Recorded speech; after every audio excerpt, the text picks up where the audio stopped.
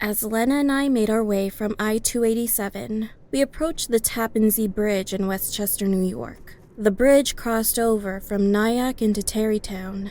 I kept our Jeep Cherokee to the leftmost lane to keep her view limited to the water some 100 feet below.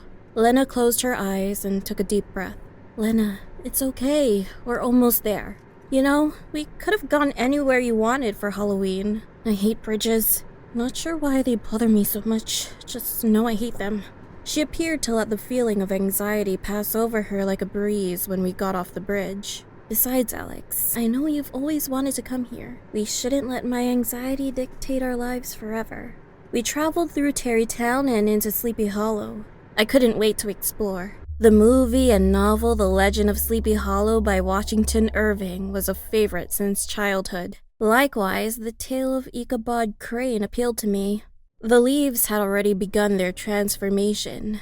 Bright reds, oranges, and yellows were everywhere. The town was beaming with Halloween decorations, and there wasn't a single porch that lacked a skeleton or carved pumpkin. We finally reached our Airbnb.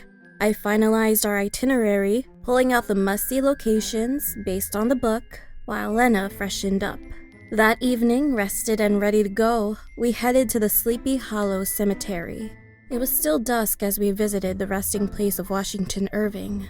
Many tourists were already there when we arrived, eagerly chatting about the landmarks, and of course, the Headless Horseman, probably the most sought-after equestrian in town. We stopped and listened in on a tour guide explaining the legend. The legend of Sleepy Hollow's Headless Horseman dates back to the American Revolution. Many say the horseman was a German soldier who served the British Army during the war. He was killed during the Battle of White Plains in October of 1776, decapitated by an American cannonball. The shattered remains of his head were left on the battlefield, while his comrades carried his body away. Eventually, they buried him in the cemetery of the Old Dutch Church of Sleepy Hollow, from which he rises as a malevolent ghost, furiously seeking his lost head.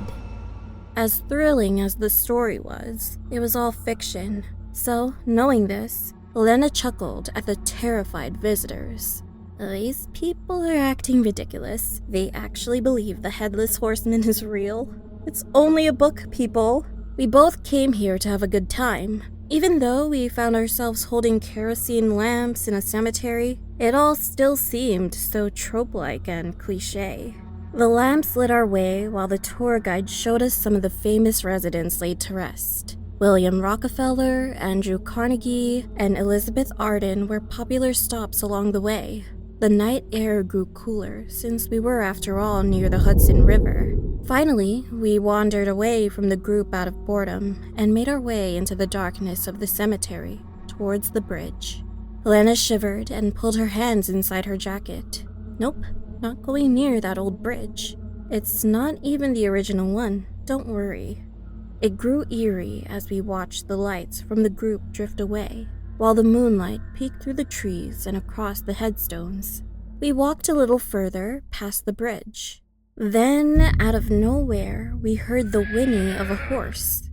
We looked back and Lena screamed at the shape that loomed over a black steed.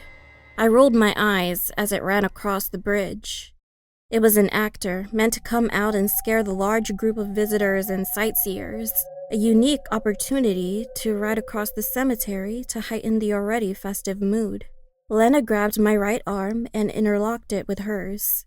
It's nothing, Lena, just an actor on a horse. I felt the need to play along and yelled out, I say, good man, for whom are you looking? The headless rider slowly trotted towards us. He was holding a jack-o'-lantern.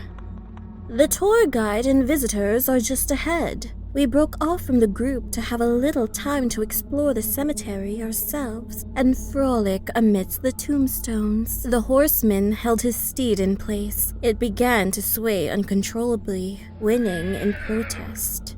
Then it stood up on its back legs. The headless rider stood tall upon the steed and held on tightly. I was impressed. The actor was giving a very convincing recount of that glorious night chasing Ichabod Crane.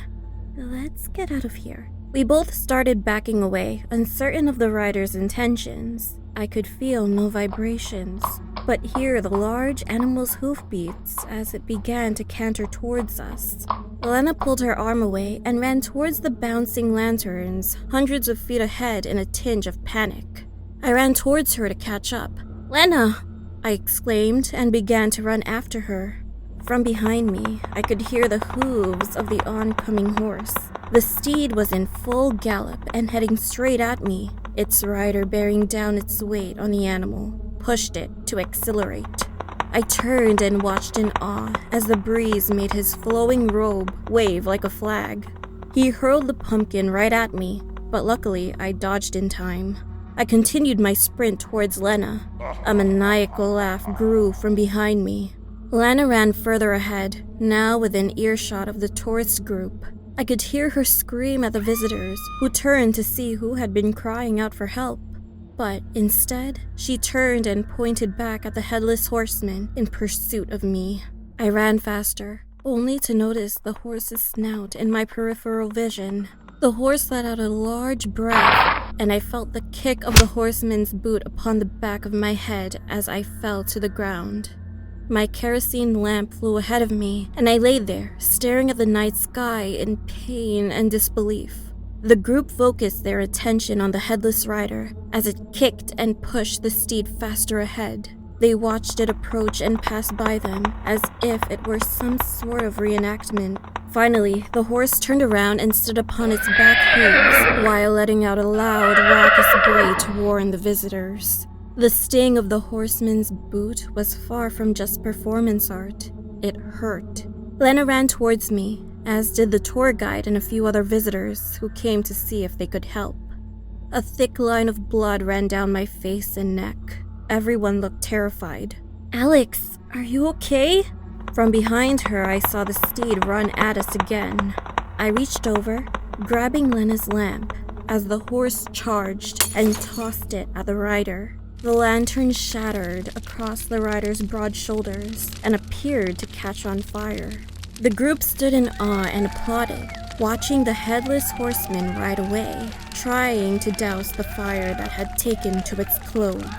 Many had wondered if this was part of the retelling of the legend of Sleepy Hollow, but I knew he was real. I felt his anger and disdain manifest in the blood he drew. I didn't need anyone telling me the experience was fake or part of some staged event. I could tell by the pain in my head that the Headless Horseman was real, and we were trespassing on hallowed ground.